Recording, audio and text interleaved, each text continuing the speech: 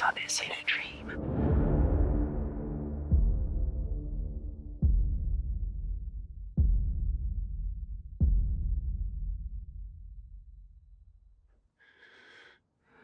My dream ended here.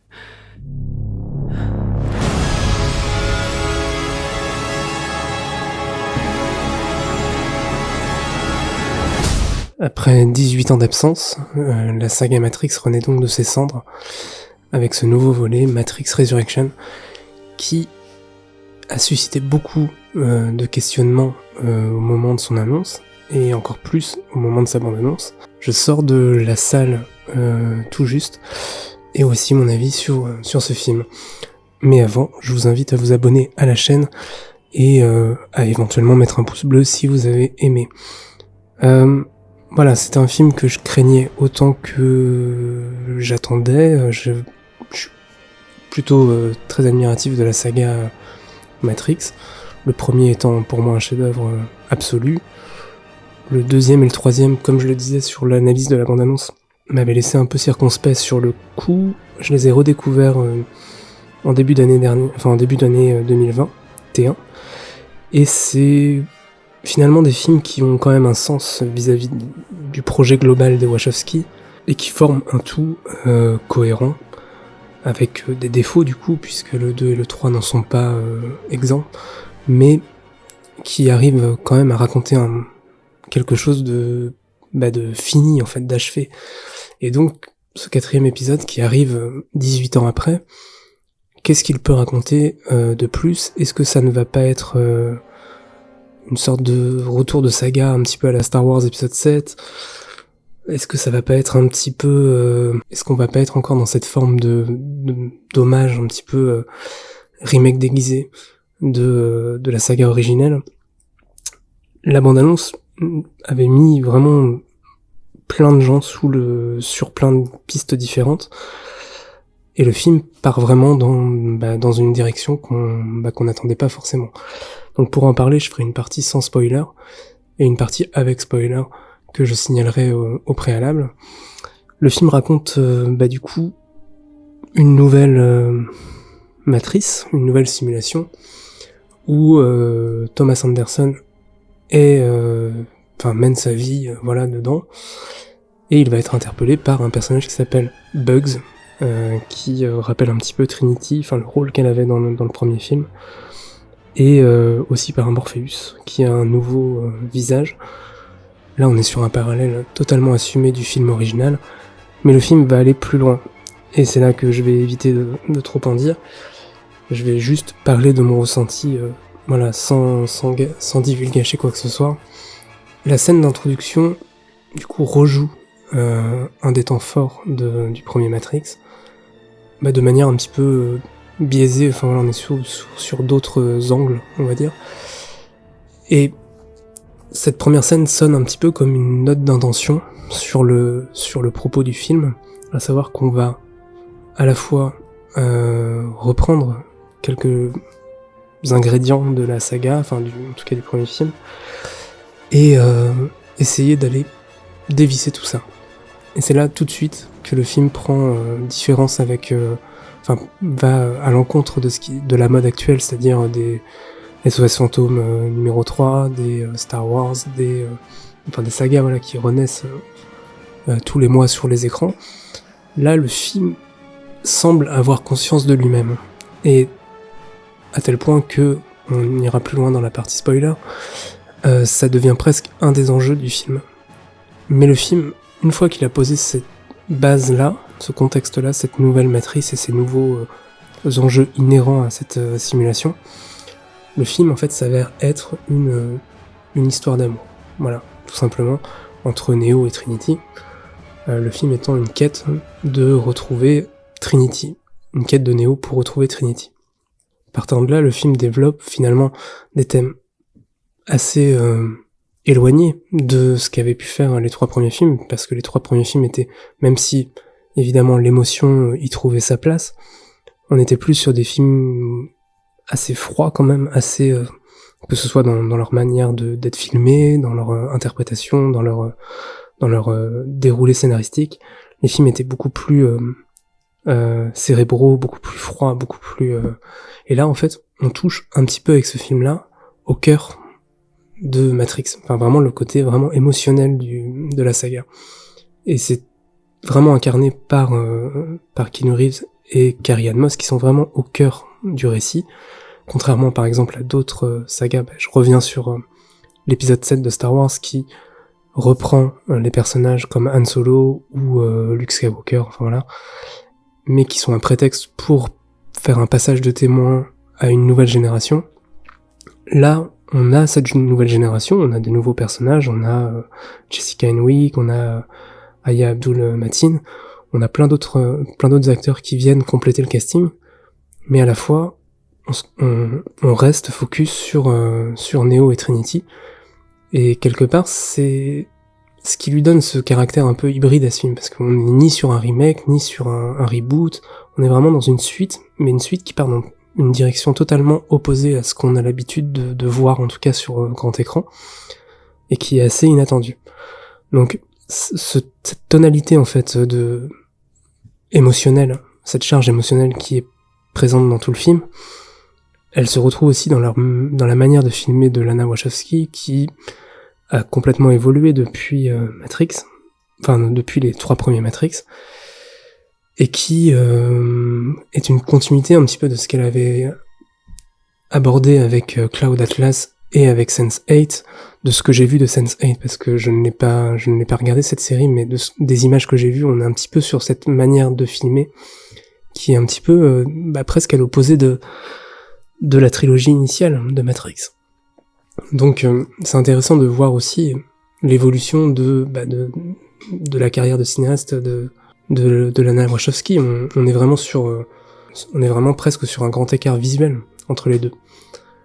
Et en plus, elle se sert de sa mise en scène de manière intelligente, à la fois pour soutenir son propos un petit peu méta, voilà, et aussi pour désamorcer les attentes du public, c'est-à-dire que il y avait des scènes d'action, enfin le film compte beaucoup de scènes d'action, et dans certaines scènes d'action, on s'attend presque à avoir des angles un peu à la Matrix, c'est-à-dire un peu, des prises de vue latérales avec le personnage qui va sauter d'un coin de l'écran jusqu'à... Enfin voilà, c'est un des trucs qu'on voit très très fréquemment dans les 3 premiers films, et on s'attend un petit peu à voir ces gimmicks reprendre leur place à l'écran.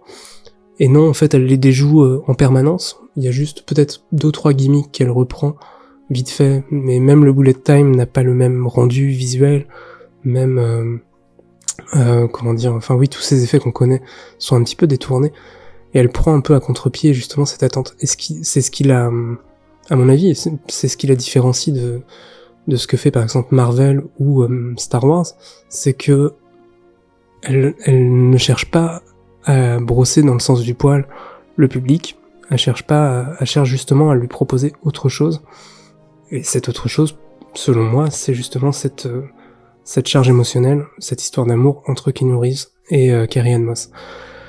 Donc voilà, moi c'est un film qui m'a beaucoup plu pour tout ça, parce que justement c'était une proposition. Moi je l'ai vécu vraiment comme une proposition. Alors c'est sûr que ça risque de diviser, parce que les fans absolus de Matrix peut-être se sentiront trahis par cette proposition. Peut-être d'autres comme moi seront surpris et agréablement surpris par la chose. Donc le film fera parler, mais en tout cas de mon côté c'est quelque chose que j'ai vraiment bien vécu. En plus ayant vu le 2 et le 3 sur grand écran, c'était vraiment c'était quelque chose de revoir le titre Matrix, le logo en vert, comme ça au début du film. C'était quelque chose qui m'a beaucoup touché. Voilà, j'étais un peu comme un gamin, quoi. C'est quelque chose que par exemple les derniers Star Wars, encore une fois, ne m'ont jamais vraiment apporté. Ce côté, on est content de prolonger l'aventure avec une saga. Je l'avais pas forcément retrouvé sur ces films-là. Là, sur ce 4e Matrix, j'étais dès le début dedans et jusqu'à la fin. Donc pour moi c'est une suite qui est très réussie. C'est vraiment une proposition qui aurait pu être très bancale, qui potentiellement va paraître très bancal pour certains. Je prétends pas en disant ça que j'aurais compris quelque chose que n'auraient pas compris d'autres.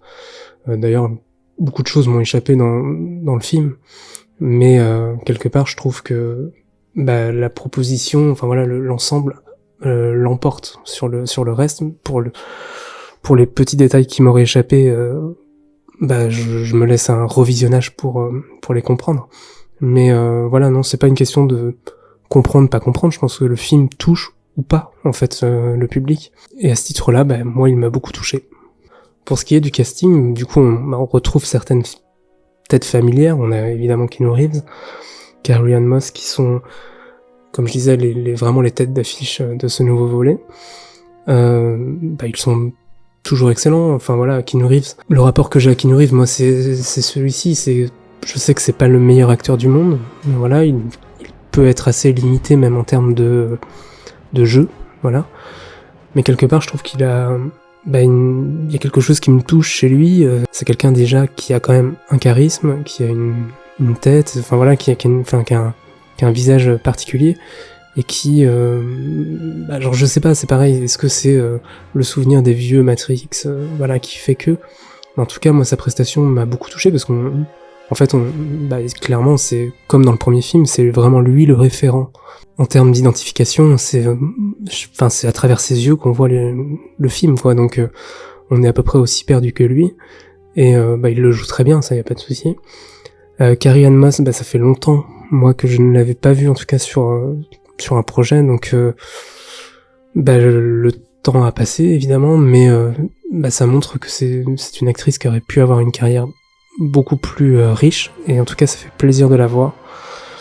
Et on se dit que les 18 ans qui séparent Matrix 3 de celui-ci, c'est dommage qu'on ne l'ait pas vu plus souvent. Dans les autres acteurs qu'on a pu voir sur les autres Matrix, on a Jada Pinkett Smith qui interprète Niobe, qui je sais pas si on la voyait vraiment dans les bandes annonces, donc je vais éviter de trop en dire, mais elle est un peu dans la continuité quand même de ce que la trilogie, enfin le 2 et 3, nous avait montré d'elle, donc elle est très bien, il n'y a pas de souci. Et pour le clin d'œil, on a Lambert Wilson qui revient faire le mérovingien, dans une version un petit peu plus brouillonne de ce qu'il était dans les 2 et 3e films. Là c'est peut-être le passage peut-être vraiment plus fanservice, justement, avec son intervention où il refait un petit peu son mérovingien, comme on l'avait vu dans le numéro 2. Donc, voilà, ça dure 3-4 minutes, mais c'est très bien, ça passe bien. Dans les nouvelles têtes, on a Aya Abdul-Mateen qui joue un nouveau Morpheus. J'avoue que au début, j'étais un petit... pour le coup, il est très bien, il n'y a pas de souci, c'est un bon acteur, on l'a déjà vu dans Watchmen, on l'a déjà vu dans d'autres projets où il est excellent. Mais pour le coup, son Morpheus est un petit peu... j'ai pas toujours été convaincu. Pourquoi ? Parce que justement, il tourne peut-être un peu en dérision le Morpheus de Laurence Fishburne. Moi, ça m'a pas forcément fait rire, mais peut-être que pour certains, ce sera très bien. En tout cas, son rôle est plus anecdotique. C'est une version très différente de la version de Laurence Fishburne. Donc, je pense que ça sert à rien de les comparer. Mais en tant que tel, son personnage au sein du film est peut-être moins nécessaire, on va dire. On a Jessica Henwick qui joue Bugs, et qui, du coup, est une sorte de nouvelle Trinity, c'est elle qui introduit quelque part Neo, qui réintroduit Neo dans le monde réel. Donc, elle a un rôle un petit peu similaire, donc là, on pourrait éventuellement dresser des passerelles entre les deux. Je trouve qu'elle joue très bien, elle a quelque chose... je la connaissais pas du tout, cette actrice, mais elle joue très très bien. On a Neil Patrick Harris aussi qui joue le psychologue de Neo, qui évolue au sein du film, mais qui joue très bien, qui joue surtout très bien dans la deuxième partie du film. Et Jonathan Groff qui joue le nouvel agent Smith au sein du film, et qui fait une proposition différente de ce qu'avait fait Hugo Weaving dans la première trilogie. J'aurais tendance à... généralement, je suis assez méfiant vis-à-vis de ce genre de démarche-là. Là, pour le coup, j'ai été plutôt convaincu par le truc. On sait que c'est un bon acteur, il l'a prouvé dans Mindhunter, dans différents projets. Et là, il apporte une certaine singularité au personnage, ce qui permet un petit peu aussi de renouveler les enjeux, et puis pas tomber forcément dans le Reddit. Donc ça, c'était plutôt cool. Voilà, on a toute une galerie d'autres personnages, je vais pas forcément tous les citer, mais en tout cas, il y a quelques clins d'œil, oui. Par exemple, on a le réalisateur de John Wick, Chad Stahelski, qui fait un petit caméo, qui était cascadeur également sur les premiers Matrix, qui était doublure de Keanu Reeves. Donc voilà, des petits clins d'œil comme ça. On a Christina Ricci aussi qui fait une apparition. Et certainement d'autres acteurs que je loupe. Je sais qu'il y a pas mal d'acteurs qui viennent aussi de Sense8, mais je les ai pas forcément en tête. En termes de mise en scène pure, vraiment, moi je reviens un petit peu dessus. Je parlais tout à l'heure de cœur, de charge émotionnelle dans le film, le fait que peut-être que les 3 premiers Matrix représentaient vraiment le côté cérébral et celui-ci peut-être plus le côté émotionnel, et du coup la mise en scène suit ce truc-là, et on a vraiment une mise en scène qui est beaucoup plus organique que la première trilogie, beaucoup plus auprès des peaux, auprès des mains, des yeux, etc. J'avais un peu peur de ça aussi pendant la bande-annonce, me dire est-ce que vraiment je vais retrouver l'identité Matrix avec cette nouvelle identité visuelle. En ce qui me concerne, oui, parce que justement je trouve que cette nouvelle approche, elle souligne aussi ce que disaient les 3 premiers films. Elle renforce même, peut-être par petites touches. Et du coup, c'est pas déconnant en fait. Je trouve que ça Lana Wachowski, elle a vraiment trouvé le regard inédit, cohérent avec sa carrière actuelle, avec son évolution de cinéaste. Et vraiment, je trouve que j'ai été vraiment agréablement surpris. Il y a des trucs qui peuvent paraître un peu grossiers par moments, des trucs un peu maladroits, un peu trop coupés, un peu mal cadrés peut-être. Mais je trouve qu'il y a un côté plus organique en fait, moins il y a plus ce côté symétrique que pouvait avoir. Alors on le retrouve aussi dans certains plans, mais il y a pas ce côté vraiment mécanique que pouvaient avoir les 3 premiers films.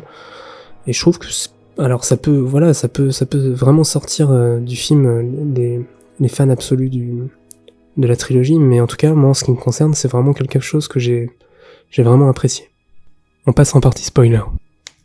Pour parler plus précisément du film, je vais faire quelques spoilers parce que c'est pas que c'est essentiel pour comprendre, mais pour en parler un petit peu plus librement, je préférais faire cette petite partie.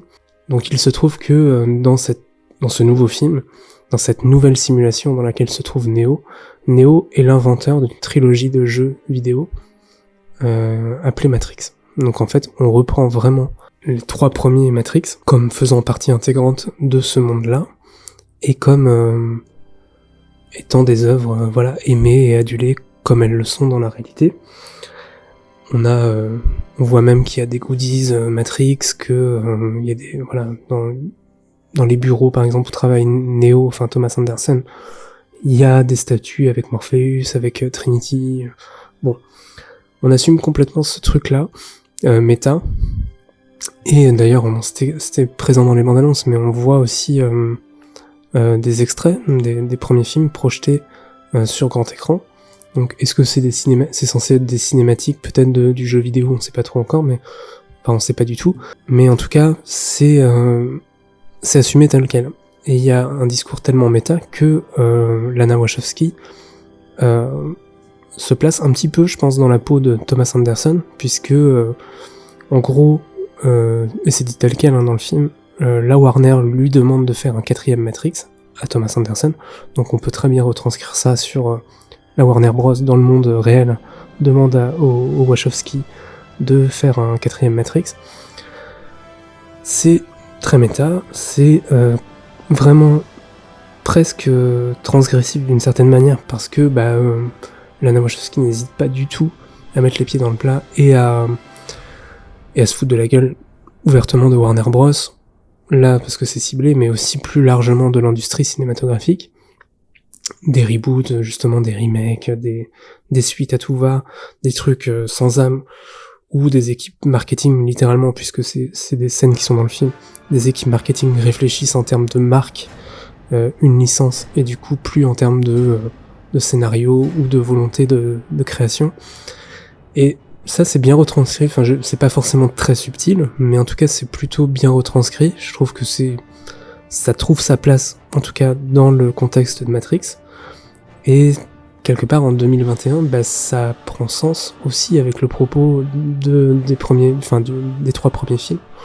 Donc ça s'inscrit vraiment dans une démarche logique, quoi. Moi, c'est la partie sur laquelle je pouvais éventuellement revenir sur les spoilers, avec spoilers, parce que c'est celle qui m'a le plus surprise, on va dire. Et c'est celle qui m'a fait le plus rire, parce que il y a aussi ce côté-là dans Matrix, hein, on peut aussi se permettre d'être un petit peu décalé. Et j'ai trouvé que pour un blockbuster en 2021, au milieu des suites à tout va, des licences qui s'embourbent et tout ça, j'ai trouvé que c'était vraiment drôle, en tout cas, de mettre ça dans un blockbuster à, je sais pas combien coûtait ce film, mais à plus de 100 millions de dollars. J'ai trouvé que c'était assez cynique, assez bienvenu. Donc voilà. Après, le film, reprend des rails plus classiques dans le sens où Neo va accomplir sa quête, et puis donc on va revivre un petit peu ces scènes-là quand il se réveille dans le monde des machines, qui font écho encore une fois au premier film, mais le film se base sur ce concept de déjà vu de toute façon, donc forcément on revoit un petit peu ce truc-là. Mais pour moi, ça s'éloigne vraiment du remake déguisé, dans le sens où on va plus loin que ça, quand on apporte vraiment ce côté émotionnel dont je parlais, mais aussi vraiment cette histoire d'amour un peu épique, quoi, entre les deux, parce que vraiment je prends l'exemple là de par exemple sur Spider-Man No Way Home. Spider-Man No Way Home, on attend des personnages, je vais pas dire lesquels, mais on attend certains personnages, et quand ils arrivent, le public est ravi, applaudit, machin, mais à la fin, le personnage en question est soit tourné en dérision, soit il sert pas forcément à grand chose, soit Là, le film est construit tout à fait différemment.